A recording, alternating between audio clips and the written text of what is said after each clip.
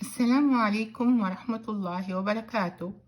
أعزائي وعزيزاتي الكرام، على بركة الله نبدأ الحلقة 18 من كتاب طبق الزواج الناجح لزوجي حامد عباس رحمه الله. واليوم إن شاء الله أتكلم عن كلام الناس.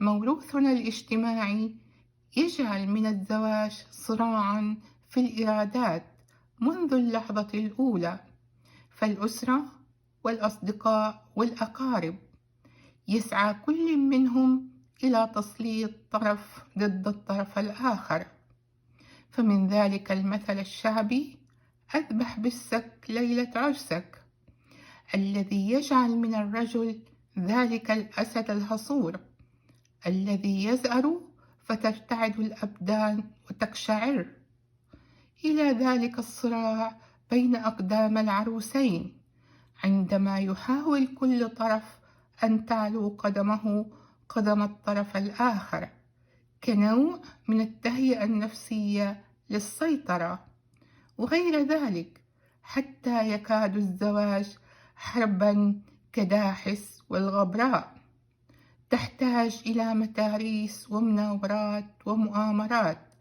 وقاذفات صواريخ، وحولوا المودة والرحمة إلى بغض مبكر. فكيف تستقيم حياة على هذه الأفكار البالية التي عادت في أشكال عصرية بين توصيات الأبوين ومن حول العروسين، إلا من رحم ربي، والله الهادي. شكرا لمتابعتكم.